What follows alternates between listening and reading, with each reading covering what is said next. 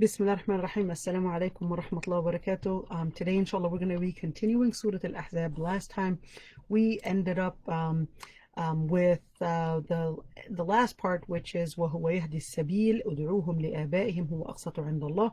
So we're going to continue today, inshallah, and continuing in the whole. You want to keep in mind that when we're talking about Surah Al-Ahzab, this is pretty much talking about a pattern in where you will be pressured to give up on the principles, on the words of Allah subhanahu wa ta'ala, and then the ayat are going to tell you about some of those principles and how Allah subhanahu wa ta'ala is going to deal with those that give up on the principles, or how to stay steadfast on the principles, and what the different suggestions that other people might put in front of you to give up on the words of Allah subhanahu wa ta'ala.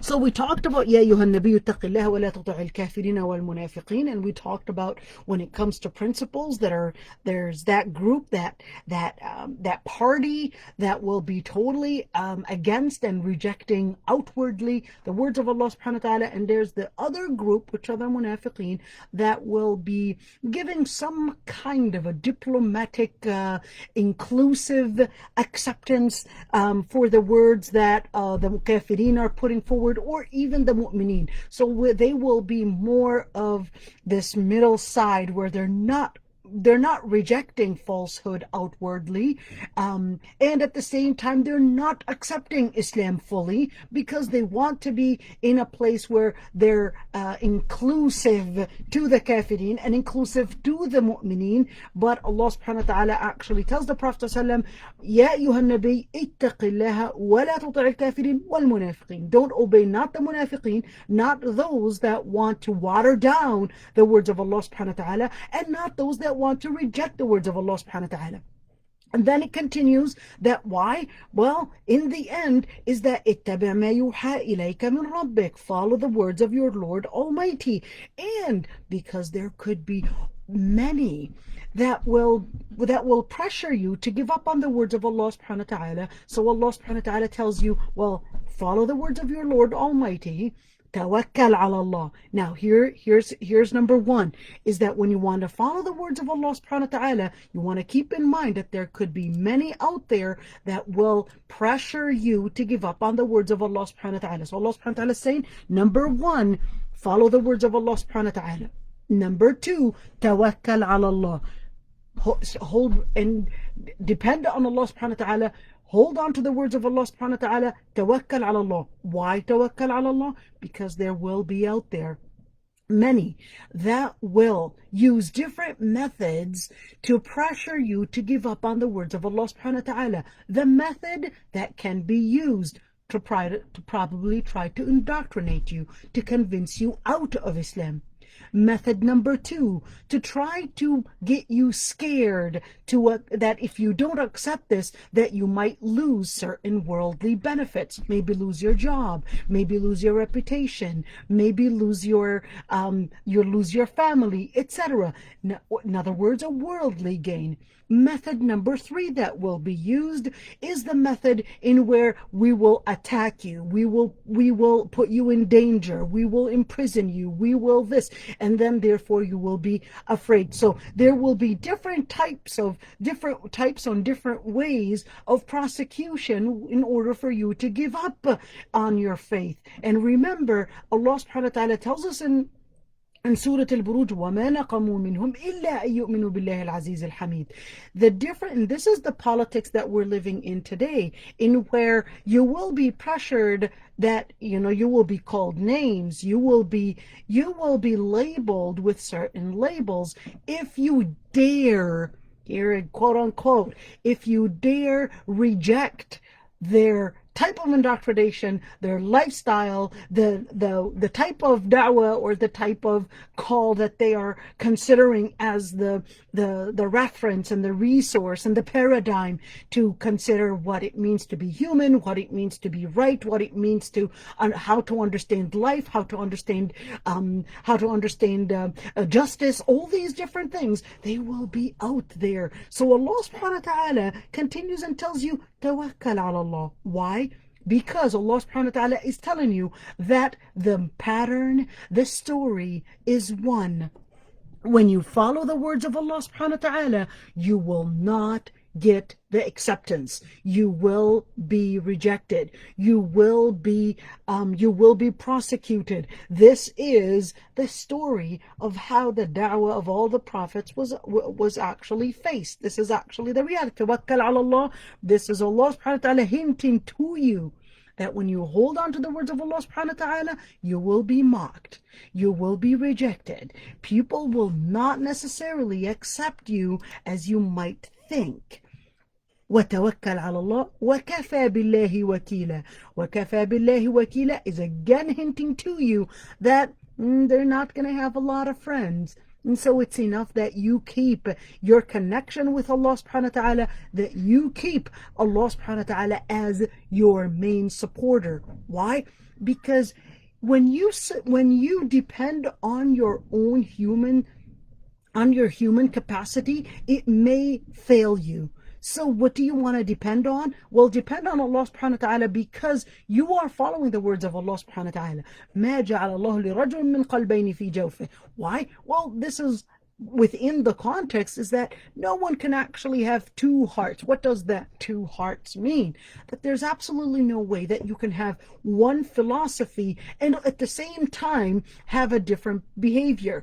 Your philosophy is going to determine your understanding of life, of course, and your philosophy is going to determine the actions, the behavior that you're going to behave in. In other words, the implication of your philosophy is actually in your behavior. So Allah subhanahu wa ta'ala tells you here that مَا جَعَلَ اللَّهُ لِرَجُلٍ مِّن قَلْبَيْنِ فِي جَوْفِهِ. No man actually has two hearts. So you can't claim that you got iman, but your practice is something else. وَمَا جَعَلَ أَزْوَاجَكُمُ اللَّائِي تُظَاهِرُونَ مِنْهُنَّ ummahatikum. Now this is going for one of the examples where the Prophet ﷺ, when he himself, now keep this in mind, the Prophet ﷺ, when he himself had adopted Zayd ibn Haritha. Zayd ibn Haritha was this young boy who was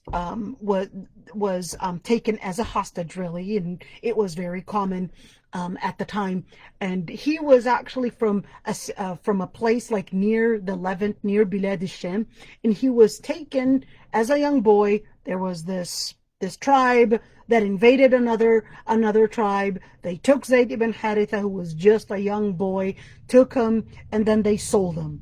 Well, the person that happens to buy Zayd ibn Haritha, his name was Hakim ibn Huzam or Khuzam. Hakim ibn Khuzam ibn Khuwaylid. Now, you want to remember, so I'm going to write down his name, Hakim ibn Khuzam ibn Khuwaylid. What does that mean? What does the word Khuwaylid remind you of? It reminds you of Khadija bintu Khuwaylid. So Khuwaylid is actually, this Khuwaylid and that Khuwaylid are actually the same people. So Khadija is actually the sister of Khuzam, making Hakim actually the nephew for Khadija. Are you guys with me here? So Hakim, this person happens to be Khadija's nephew. So Hakim actually buys Zayd ibn Haritha. Again, this was before Islam. Zayd ibn Haritha at the time, of course, a young boy, gets bought by Hakim, and Hakim gifts Zayd to Khadija. Now Khadija actually is the wife of the Prophet ﷺ. Now Khadija gifts Zayd to the Prophet ﷺ, But the Prophet ﷺ decides not to take him as a slave boy, but actually adopt him as a son. So he frees him and adopts him as a son. Now the Prophet ﷺ doesn't just adopt him as a son, but he deals with him like his own very son in all those, in the definition, the true definition of like his own son.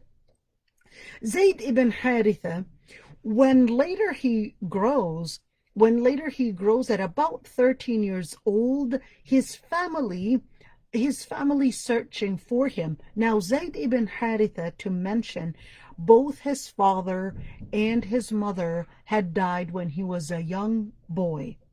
His grandfather was his guardian. His Zayd ibn Haritha's grandfather, because his own, the son of his own son had been kidnapped. It was the sorrow that he would still hold within his heart for many years, but kept on searching for him and finally found him with the Prophet ﷺ. So they decided to go to the Prophet ﷺ and actually ask the Prophet ﷺ to give them Zayd back. The Prophet ﷺ said that he will just have Zayd decide what he wants, whether he wants to go with his family or whether he wants to go with the Prophet ﷺ. Zayd chooses the Prophet ﷺ over his own family. Now, Zayd continues growing under the name of Zayd ibn Muhammad ﷺ. Zayd continues growing with that. Now Zayd, with the Prophet ﷺ, grows to continue living life like that he's the adopted son for the Prophet ﷺ. Zayd, fast forward, when the Prophet ﷺ becomes a prophet, Zayd actually accepts Islam, becomes one of the very early early companions to accept Islam. Zayd ibn Haritha accepts Islam and becomes one of the main supporters for the Prophet ﷺ. Fast forward, Zayd ibn Haritha migrates with the Prophet ﷺ, migrates along with the rest of the Sahaba to Medina. Fast forward, Zayd ibn Haritha, the Prophet ﷺ Zayd ibn Haritha then gets married, fast forward, gets married to the Prophet ﷺ's cousin, Zaynab bint Jahsh. Now, Zaynab bint Jahsh, Zaynab bint Jahsh was actually the Prophet ﷺ's bint Amto. So she is the Prophet ﷺ's her mom is actually the Prophet ﷺ's aunt, paternal aunt. And the Prophet ﷺ already knew about Zaynab bint Jahsh. Now, Zaynab bint Jahsh, in the beginning, refused to marry Zayd ibn Haritha. Refused to marry Zayd ibn Haritha because she considered that he's an ex-slave and she's from a noble tribe, and that doesn't suit her to marry an ex-slave. So then the ayah was revealed that she must marry Zayd ibn Haritha. She marries Zayd ibn Haritha. وما كان لمؤمن ولا مؤمنة إذا قضى الله ورسوله أمرا أن يكون لهم الخيرة من أمرهم, that they have to obey Allah subhanahu wa ta'ala's order. Now, she gets married to Zayd ibn Haritha, but the marriage was constantly at tensions. Zayd and Zaynab were constantly at tensions, but the Prophet ﷺ, when Zayd ibn Haritha would come complaining to the Prophet ﷺ that he can't handle Zaynab's rejection, revolution, he can't handle living with Zaynab, the Prophet ﷺ would constantly tell Zayd to just be patient and have taqwa. Now, the Prophet ﷺ was foretold that there was going to be another step. The other step that was going to be the Prophet ﷺ actually marrying Zainab herself, meaning that the Prophet ﷺ would marry Zainab once Zayd divorces Zainab. Now, the Prophet ﷺ, within that culture, it was as if the person was marrying their own daughter-in-law. It was totally not acceptable within that culture. So the Prophet ﷺ was very hesitant, was constantly telling Zayd, just be patient, just to hold on to it, why? Because تخفي في نفسك ما الله مبديه. He was hiding that, he was really hesitant not to practice the word of Allah subhanahu wa ta'ala, but he was trying to maintain the marriage as long as he can, because there was again this little thing in the heart where, is it really going to be me taking this step? And again, so that's why the ayah says, Ya ayyuhan nabiyyu taqillah, have the taqwa. Don't let the people's perceptions and the people's understanding be that obstacle from you implementing the word of Allah subhanahu wa ta'ala. What is the word of Allah subhanahu wa ta'ala? That when Zayd, فَلَمَّا قَضَى زَيْدٌ مِنْهَا وَطَرًا زَوَّجْنَاكَهَا, when Zayd divorces her, when Zayd completely ends the relationship with her, you're going to get married to her. The Prophet ﷺ was not necessarily hesitant to implement the word of Allah subhanahu wa ta'ala, but he had some haraj. What is the word haraj? The word haraj in where you kind of want to delay it, you kind of want to you're not sure about it, you're afraid to take the step, you want to back off, you're hesitant to take the step. So that's why the ayah in the beginning was actually bringing in the story as part of the story, that even the Prophet ﷺ, when you are hesitant, don't fear people. Do what is right. Do what Allah subhanahu wa ta'ala orders you to do. The reason why Allah subhanahu wa ta'ala ordered Zayd ibn Haritha, the Prophet ﷺ, to marry Zainab bint Jahsh, was really in order to end the wrong connections, the wrong rulings that people were practicing. The rulings that people were practicing, which is regarding that adoption. It was a form of a blasphemy that the Quran actually considered. It was a form of a blasphemy to regard that the children that you adopt as if they were your own children. So the Quran says, "Udu'uhum li'abaihim huwa aqsatu 'inda Allah." Now it's laying out the ground that udu'uhum li'abaihim. When you want to attribute them, you attribute them to their own fathers. That is, the children that you adopted. Why do you need to attribute them to their own fathers?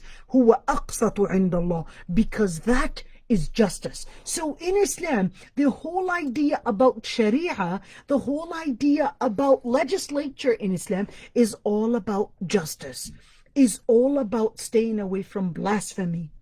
Huwa aqsatu 'inda Allah, and this is justice. Don't claim and attribute those children to yourself when in reality you know that they're really not your biological children. So you can't claim them to yourself.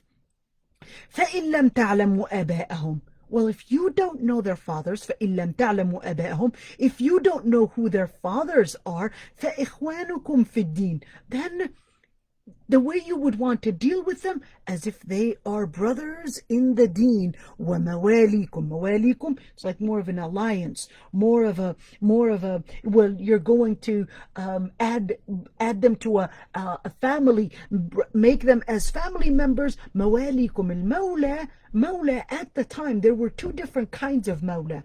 There was one type of Mawla in where it was a political alliance, but there was another type of Mawla in where the person, they couldn't just live without any support. they always needed some family support. Now, this is really important, is that many times we would think that Islam is against tribalism, period. Not necessarily.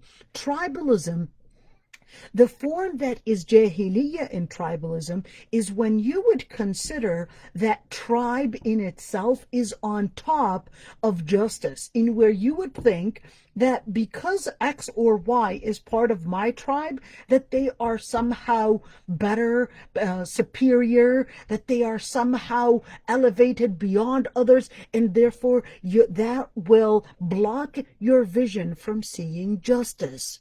Now, this is the part of Jahiliyyah that may be in tribalism, but not everything in tribalism is actually wrong.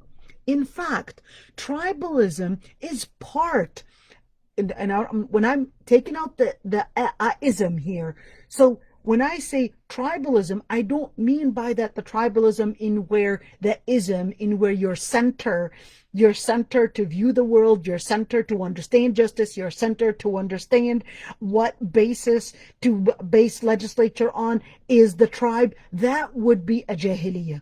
But the system of having the connection of tribes and that you belong to a tribe is actually part of Islam. In fact, Islam actually enhances that you have to belong to your family. You have to be part of your family, because this family system, let me call it family system, than actually call it tribalism, because the word ism at the end would actually have a different connotation here. But the family structure, in where you are part of the family and the family has to support you, and you can't just leave the family. You can't just leave the family like that, because there are certain responsibilities and certain rights that have to be within the family, and you can't just ostracize yourself from the family, is actually part of the reason why there were the mawla, there were the mawali. What is the issue? So because every single person was part of a family, and the family was supposed to be responsible to support them if they're in need, to support them if they go wrong, etc., there were those people that were ex-slaves. Well, the ex-slaves, they still needed the support. There was no government. At least the government system was not the one, or is not the one, to support when somebody might actually lose a job. Somebody might, do something that they need support in. Somebody might grow too old. So in Islam, the government system that we live in today, in where there's the government that will be there to give you the food assistance, to give you the home assistance, to give you the senior assistance, all these different things, in Islam, it's not the government. The family system was the one that was supposed to be covering those needs. It was supposed to be the family that covers, if she has become too old, the family is supposed to be there to support this old parent or this old person, to give them the different sustain them in different ways, probably in their deen, probably in their life, probably in their mind, if they went through, probably the mental health, the psychological support, all that. There's that family system that was supposed to be giving all the support. Now, and of course, all that support, you could see in Islam, the whole system is based on that. So when somebody is probably with no family, or somebody was an ex-slave, or somebody just happened to have no family whatsoever, they probably were children that were outside of wedlock, those can actually be within the mawali system. Within the mawali system, in where there will be other family or other tribes that will be there to give them the support, just as they would give the support for their own family. So the mawali, that's why we would say, for example, Salim Mawla Hudhaifa, or etc. the different mawali that were out there, that was in order to make sure that no one is left unsupported. No one is left unsupported, and that every single citizen within the community has a group of family members that act as the family to give them the support that they need. The support that they need, whether in their deen, they need support in their deen. Yes, that's why al-amr bil ma'ruf wa nahy anil munkar was actually part of that system. So what does that mean? I'm going to change the screen for a bit in order for us to understand when we're talking about that. How do we actually see it? So when we're looking at, hold on, I'm just gonna pass it up, and here we go. Resume share. Okay, so the family system, we've got the DNAIM, in where the family system is, the family itself is actually supposed to be there to support in their deen. So what does it mean to support in their deen?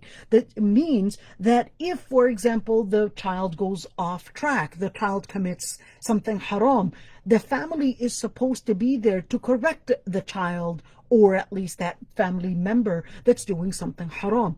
That's the first responsibility. The family is supposed to be there to do that amr bil ma'ruf wa nahy anil munkar. All right, amr bil ma'ruf wa nahy anil munkar is supposed to be there to enhance their deen, to teach them their deen. And yes, the family is the one that's supposed to do on behalf of the family to even get ta'zir. What is ta'zir? Ta'zir here, I'm not here using ta'zir to mean the technical term of ta'zir, because this is a government job and not a family job. But ta'zir to mean that they will be the ones to correct them and get them on track. Why? Because look at this. In Islam, if somebody, let's say somebody actually kills one person, all right? If that person killed let's give him a name. This is Ahmed, all right? Ahmed killed Mustafa, all right? But if Ahmed killed Mustafa with no intention to kill Mustafa, and that was by mistake, the whole family is going to be responsible to pay off all the necessary compensation for Mustafa's family. Why the family? Because the family must hold responsibility in making sure that their children are actually living their life on track. When we're talking about unintentionally, what about if they actually killed with the intention to kill, with prior determination? In that situation, if the person with prior determination, the person planned it himself, well, he himself would actually be the one responsible to pay the blood money. Now, or even when we're talking about shibhil khata, it's almost by mistake. In that situation, the family is going to be responsible. This is the support. You can't just leave somebody without the support that they actually need. Now, the other part is in the nafs, in where the family is supposed to be there to give the support that they need in maintaining their nafs, maintaining their health, making sure that they need the food, they have their needs, they have their wants, all those different things, whether it's the brothers. And that's why the inheritance system in Islam is actually based on that. The inheritance system is based on that the family, and specifically men, the inheritance system in Islam is actually based on making sure that specifically the men are actually doing their responsibility in covering the needs for the children, for the sisters, for the mothers, and especially for the women. Because in Islam, the women are not necessarily supposed to be out there seeking employment and seeking all those different ways to sustain themselves, but this is the men's responsibility. But they can get a job if they wanted to, with specific regulations. So in Islam, this is the system in where making sure that the family itself is giving the support, the financial support, and of course the aql, in where when we're talking about education, when we're talking about mental health, the family is there to support. So unfortunately, we're getting a number of different second generation and third generation and fourth generation that are right now saying, well, I can't handle my family. They're constantly causing troubles, and I would like to move out. And this is actually not from the Islamic system. It's not from the Islamic system, because the family is supposed to be your first. So if your first, let me call it your first defense from the different dangers or the different weaknesses that you yourself might fall into. It doesn't have to be a danger from outside, but it can be a weakness that you yourself might fall into.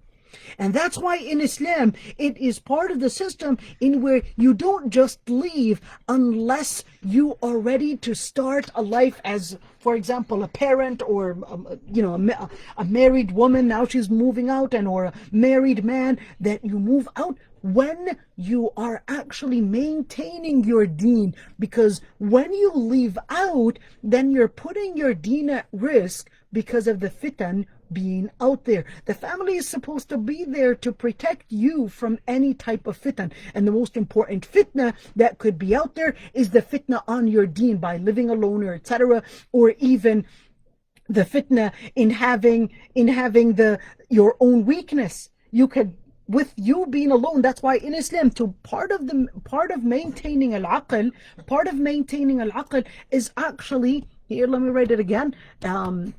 Part of maintaining al-aql is actually having the support from the family. And not only that, but part of maintaining al-aql is you learning how to cope with the different kinds of people, even within your family. How do I cope with a hard parent? How do I cope with a brother that's constantly getting on my nerves, or with a sister that's constantly getting on my nerves? These things can happen, but Allah subhanahu wa ta'ala, remember the hadith that we took yesterday, in where the Prophet ﷺ actually says, as-sabru diya. Sabr, patience, is actually diya. It's the nur that will be radiant, but it starts from you, from the inside. As-sabru diya, having the patience and learning how to cope with the hardship that you might get from your family members is actually what is going to be the light that will make you radiant, and that is what is going to get you stronger. And of course, with family system, there's also al-ird, in where it is part of Islam that the parents, the brothers, the sisters would also support their brothers and sisters and actually say, this is haram, you shouldn't be doing this, you shouldn't be smoking, you shouldn't be drinking, you shouldn't be doing this. What are you doing watching these things? This is part of the family system. This is part of the responsibility. The part of the responsibility that Islam has actually made as the first defense structure away from fitna. The family is the first area, the first zone that is able to help you maintain your deen, to help you maintain your nafs, your life, to help you maintain your mental health, help you maintain your ird and your family, because ird is actually family. The whole concept of chastity was in order to maintain the family structure. And finally, the one to support you financially, the one to actually be there when you are weak, when you go in a situation where you might not maintain yourself, etc. You should have a family that is there to support you. Now, when we talk about فَإِخْوَانُكُمْ فِي الدِّينِ وَمَوَالِيكُمْ, this is just to understand that Islam has a totally different structure than the structure that in the West that they're living based on. The structure in the West is many times regarding that paternal, the father, the presence of a father, the presence of a mother, and that is not necessarily always important. Why? Because the structure itself is actually considered that at least you have the liberty to choose the sexual relations, the sexual partner, as to what it is called, and therefore because of that, the implication of that is regarding that the family system is not supposed to be that sacred area. So that's why in Islam, because the family structure and family system is so sacred, because it is part of your natural right. That's why Islam considered that ird, and transgressing ird, which is transgressing the limit in your sexuality and going outside of that and committing zina as the major sin. In fact, Islam considers it as a threat, an attack, and a major transgression on the foundation of humanity, the foundation of family, which is why Allah subhanahu wa ta'ala actually regarded the punishment of zina as getting, if the person has a marriage experience from before, the capital punishment for somebody that has a marriage experience. If the person doesn't have a marriage experience, then they would get 100 lashes. Why so? Because in Islam, family is sacred. The foundation of family, the foundation of the human being is actually related to family, related to the structure where they have to, before they're even born, they have the right as given by Allah subhanahu wa ta'ala to actually have their rights maintained in their deen, their nafs, their life, their mind, all mental health, etc. All those different things, they cannot be maintained without a family. And that's why Islam regarded that transgressing the ird as a major sin, because it considered it as attacking the main foundation of a sacred thing in humanity, which is family. So وَلَيْسَ عَلَيْكُمْ جُنَاحٌ فِيمَا أَخْطَأْتُمْ بِهِ. Now, when it talked about, well, it's okay if you don't know their fathers, well, فَإِخْوَانُكُمْ فِي الدِّينِ, that they're brothers in the faith. Brothers in the faith, وَمَوَالِيكُمْ وَلَيْسَ عَلَيْكُمْ جُنَاحٌ فِيمَا أَخْطَأْتُمْ بِهِ. There is لَيْسَ عَلَيْكُمْ جُنَاح. The word لَيْسَ عَلَيْكُمْ جُنَاح means there is no sin. There is no sin. You will not be at sin. فِيمَا أَخْطَأْتُمْ بِهِ. If you said something that you did not mean, فِيمَا أَخْطَأْتُمْ بِهِ, you called somebody son, and you didn't really mean that they're really your son. You just said it out of talattuf. You just said it out of affection, out of mercy. That's a different story. You just said, hey son, what are you doing? And it doesn't necessarily mean that you didn't call him your biological son. It was just out of talattuf. It was just out of mercy. This is not haram. This is fima akhtatum bi, or whether it was a slip of a tongue.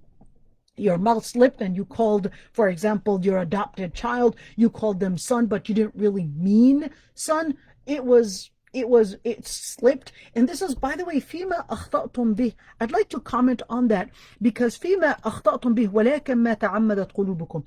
Allah subhanahu wa ta'ala had dismissed for the ummah what they might do by mistake. And the Prophet ﷺ in the hadith actually says, إِنَّ اللَّهَ تَجَاوَزَ لِي عَنْ أُمَّتِي الْخَطَأَ وَالنِّسْيَانَ وَمُسْتُكْرِهُ عَلَيْهِ. That Allah subhanahu wa ta'ala had تَجَاوَزَ لِي عَنْ أُمَّتِي would mean that Allah subhanahu wa ta'ala had dismissed on my nation الخطأ النسيان وَمَا اسْتُكْرِهُ عَلَيْهِ. What does that mean? So al-khata is what one does by mistake. You were driving the car and instead of hitting drive, you hit reverse. The car, oops, it basically demolishes somebody's garage. All right? In that situation, this is by khata. You didn't mean to do that. Now, this is by khata.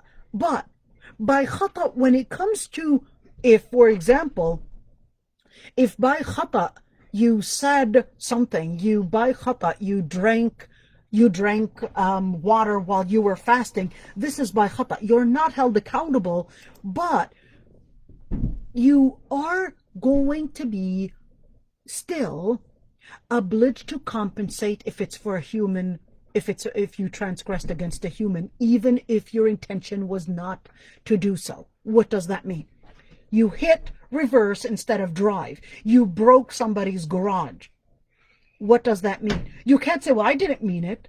Yeah, nice of you that you didn't mean it. May Allah subhanahu wa ta'ala forgive you. But you still have to compensate and actually fix their garage door. Whether you meant it or not is an issue between you and Allah subhanahu wa ta'ala. But because this is a transgression against a human being, you would still have to compensate them. عليه العوض. You would still have to compensate them. In nisyan is forgetting.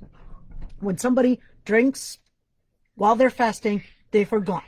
They forgot that they were fasting. In this situation, they had forgotten. Therefore, Allah subhanahu wa ta'ala had actually, فَإِنَّمَا أَطْعَمَهُ اللَّهُ وَسَقَاهُ. Then Allah subhanahu wa ta'ala is the one that actually gave him the rizq.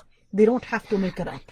Now, note, for fasting, if somebody drinks or eats by mistake, they thought it was the adhan, it turned out that it wasn't the adhan based on Minnesota time, it was the adhan based on Puerto Rico time. What am I going to do? Well, that was al-khata. Should you make it up or shouldn't you make it up? Differences of opinions between scholars. Now, وَمَا اسْتُكْرِهُ عَلَيْهِ. مَا اسْتُكْرِهُ عَلَيْهِ is what they were coerced to do. Somebody forced you. What does it mean that you were coerced to do? When you're coerced, but somebody threatened that they will kill you. Somebody threatened that they will kill you. Somebody threatened that they will harm your body in certain ways, or they threatened to do some kind of a harm. All right, this is istiqra. This is actually al-ikrah. This is al-ikrah. So al-ikrah in that situation, if you knew that the person was really going to do it, then in that situation, you would have two options. You have the option of taking al-azima, or you have the option of actually taking what is al-rukhsa. What's the difference? Al-rukhsa is that Allah subhanahu wa ta'ala allowed you that in a situation where you are coerced and you were sure that they will kill you if you don't do such a thing, Allah subhanahu wa ta'ala permitted that you would do the haram part, except in 4 matters. There are 4 things that you cannot do even if you were pressured and coerced. Number 1, you cannot kill somebody and say, well, they told me if I don't pull the trigger and kill that person, that they will shoot me. It's okay. Let them shoot you, but don't shoot somebody else. Why? Because your life is not more sacred than that other person's life. That's not an excuse. Islam does not permit you. This is not a rukhsa that allows you to kill somebody. Number 2, to attack your parent. The person told you, slap your parent or I'll kill you. Slap your parent. Don't accept that. Your parent is your parent. وَقَضَى رَبُّكَ أَلَّا تَعْبُدُوا إِلَّيَّهُ وَبِالْوَالِدَيْنِ إِحْسَانًا. Your parents are sacred. You cannot attack them in any way. Number 3, zina. Number 3, zina. So if somebody, for example, says, well, you either rape that woman or I will shoot you. Although, technically speaking, might actually be impossible or hard to do that, but rape that woman or I'll shoot you. In that situation, it does not actually give you the permission to rape a woman because it is not one of the rukhsa. Zina is, you can't be